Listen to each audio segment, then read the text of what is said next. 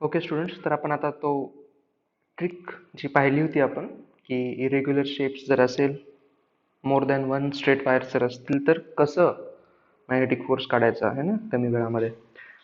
तर इथं आपण त्याच टाईपची हेडिंग घेतोय, magnetic force on a irregular shaped conductors. पहिला प्रश्न काय आहे बघा की आपल्याकडे वायर ए बी दिलेली आहे आणि ती एक सेमी सर्क्युलर आहे वायर है ना, आणि त्या सर्कलचा रेडियस हा आर दिलेला आहे. तर याच्यावरती लागणारा फोर्स आपण कसा काढायचा.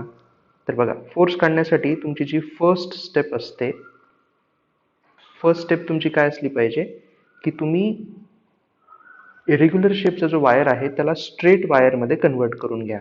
कसं करून घ्यायचं हे बघा, हे पॉईंट ए आहे आणि हा पॉईंट बी आहे, हे त्याचे स्टार्टिंग आणि एंड पॉईंट आहेत. त्यांना कनेक्ट करणारी एकच लाईन काढून घ्या. हे बघा अशी. ह्याची लेंथ किती येणार, तर 2r येणार डायामीटर, बरोबर. आणि मग ह्याच्यामध्ये आपण जाणारं करंट दाखवूयात. सपोज करा की या वायरमध्ये करंट हे ए पासून बी कडे जात होतं असं, तर या पण वायरमध्ये ए पासून बी कडे तितकंच करंट तुम्ही नेलं पाहिजे. आणि मॅग्नेटिक फील्ड कसं आहे, हे बघा, हे असं मॅग्नेटिक फील्ड आहे इन टू द पेज. मग आता फोर्स काढायचा आहे, तर फोर्स काय करणार आपण, current into length which is 2r. Magnetic फील्डला आपण बी घेऊयात आणि अँगल साइन थिटा. अँगल किती आहे ह्याच्यामध्ये, लेंथ आणि मॅग्नेटिक फील्डमध्ये अँगल 90 आहे. So I into 2r into B sine 91 होऊन जाईल. तुमचा फोर्स आला बघा simply I two R into B. आणि डायरेक्शन काय येणार, राईट हँड थंब रूल लावा. तर फोर्सची डायरेक्शन या वायरवरती बघा अशी वर येईल 90 डिग्रीला या वायरला.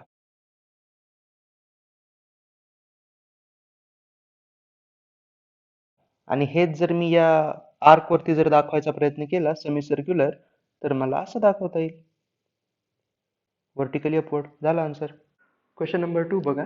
वायर ए बी दाखवलेली आहे, पण ती आता सेमी सर्कल नसून क्वार्टर ऑफ अ सर्कल आहे है ना. 1/4 सर्कल दाखवलाय तिथं, 90 डिग्री दिसतोय तुम्हाला. रेडियस परत एकदा आर आहे, करंट आय जात आहे. मग परत एकदा आपण सेम करणार बघा. पहिली स्टेप परत एकदा आपण रिपीट करायची. तुम्ही या ए बी वायरला, जी की एक आर्क आहे, ह्याला स्ट्रेट वायरमध्ये कन्वर्ट करून घ्या. कसं कन्वर्ट करणार हे बघा, हे असं. आता याची लेंथ आपल्याला दाखवायला लागेल. करंट दाखवूयात आपण, हे असं. लेंथ कशी काढणार बघा, हे बघा, हे ह्याच्या सेंटर सोबत हे असं 90 डिग्री बनवणार आहे.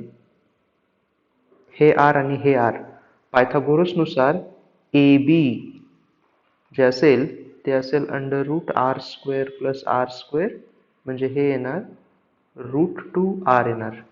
ए बी ची लेंथ आहे ना. फोर्स काय झाला, simply I into length into B field. Current तुम्हाला आय दिलेला आहे, लेंथ आहे बघा √2r आली, आणि B field capital B. Sine 90 किती येईल, इथं साइन थिटा पण लिहायला पाहिजे आपण, पण 90 डिग्री येतोय थिटा अँगल आपल्याला माहिती आहे म्हणून मी लिहिलं नाही ते. फोर्स आला √2 आर बी. हे तुमचं आन्सर झालं. आणि मॅग्नेटिक फील्ड हे असं क्रॉस होतं मध्ये, त्याच्यावरती फोर्स कोणत्या डायरेक्शनमध्ये लागेल, एल क्रॉस बी जर केला तर राईट हँड थंब रूलनी, तर तुमचा फोर्स बघा असा येईल. समजतंय.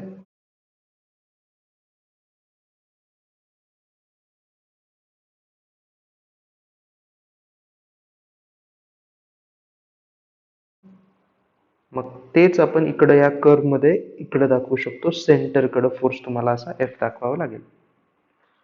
थर्ड नंबर बघा. आपल्याला वायर ई बी दाखवलेली आहे, पण ती आता 3/4 ऑफ द सर्कल आहे.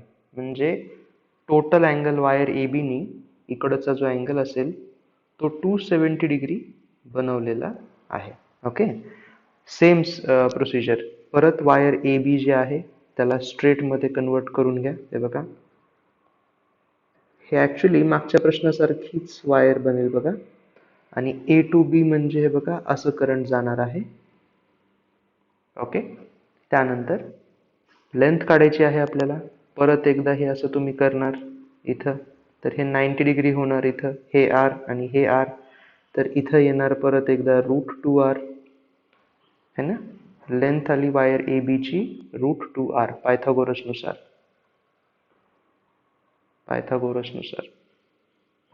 आता फोर्स काढूयात.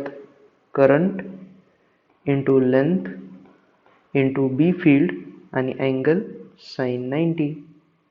लेंथ आणि बी फील्ड मधला सिंपल आहे बघा, √2 IRP. डायरेक्शन कुठे येईल? ओके, हे असे ठेवले पाहिजेत. आणि मग मॅग्नेटिक फील्ड हे मध्ये आहे तर त्याचा तुम्ही असं कर्ल करा. हे बघा, हे असं तुम्ही ह्याला असं कर्ल करणार. फोर्स बघा असा परपेंडिक्युलर आहे बघा, इकडे येतो है ना, म्हणून हे आपण इथं असं दाखवायचं. मॅग्नेटिक फोर्स हा इकडे येईल बघा, असा वरच्या डायरेक्शन मध्ये 90 डिग्रीला. तर ह्या वायर ए बी वरती मग मी तो फोर्स बघा असा दाखवू शकतो, सेंटर मधून जाणार. झालं. पुढचा प्रश्न बघा, आपल्याला वायर ए बी दिलेली आहे आणि वायर ए बी नी एक आर्क बनवला आहे जो की 120 डिग्री अँगल कव्हर करतोय सेंटर ओ ला. Same procedure. सगळ्यात पहिल्यांदा ए पासून बी पर्यंत आपल्याला एक स्ट्रेट वायर काढावी लागेल. हे बघा अशी, याच्यामधून जाणार हे करंट आपण असं दाखवू शकतो. आणि तुमचं सेंटर हे बघा इथं असं आहे 120 डिग्री.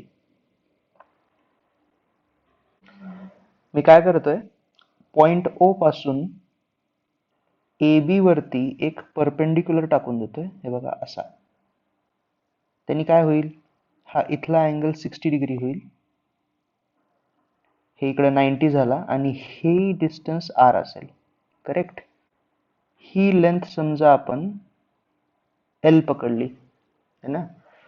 तर मी इथे एक ट्रायंगल काढतोय बघा, हा आता असा right angle triangle.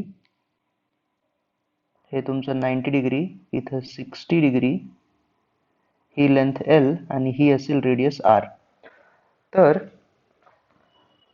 L by R ला आपल्याला किती लिहिता येईल, sin 60 लिहिता येईल ट्रिग्नोमेट्रीचा वापर करून, अपोजिट बाय हायपोटेन्यूस. त्यावरून एल ची व्हॅल्यू येईल r into sin 60, that is nothing but √3r/2. इकडची पण लेंथ एल येऊन जाणार आहे बघा ह्या ए बी मध्ये. सो ए बी ची लेंथ किती होईल, 2l, and that will be √3 times r. Correct. झालं. मग आपल्याला फोर्स काढता येतो आता. Force is equal to current into length, length येणार √3r into magnetic field B आणि sin 90 असणार आहे अँगल.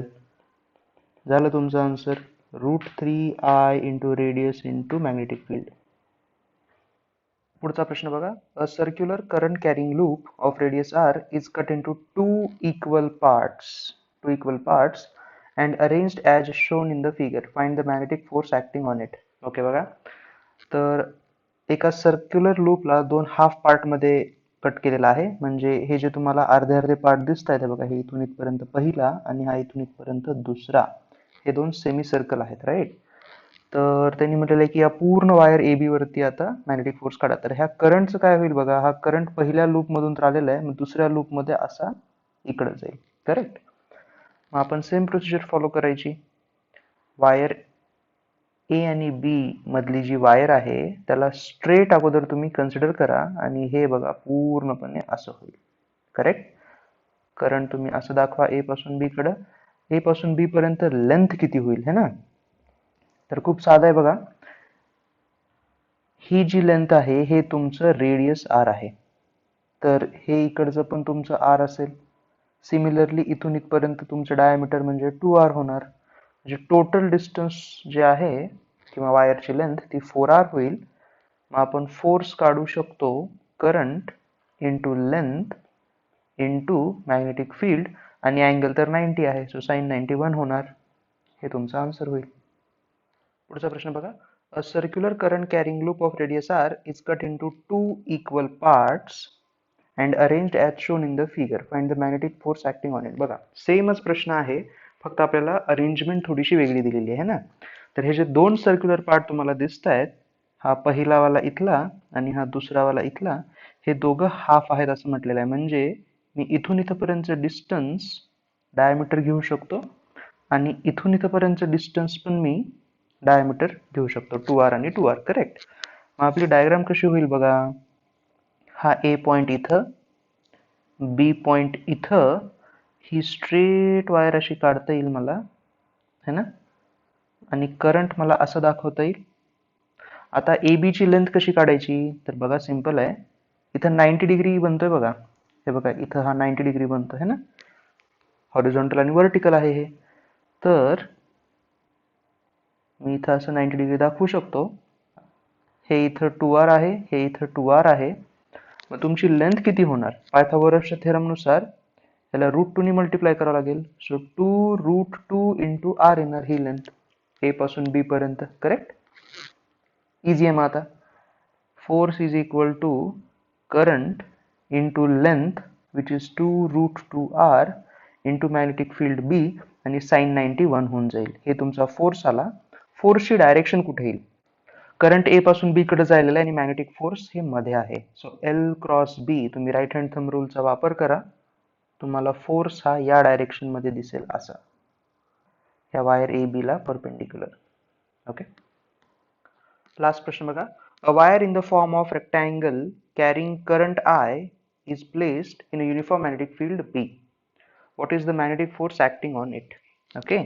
तर बघा तुम्हाला डायग्राम मध्ये ABCD ही एक वायर दाखवलेली आहे आणि ते रेक्टँगलच्या शेप मध्ये आहे असं दिलेलं आहे बघा. हे असं इथं 90 डिग्री याचा अर्थ.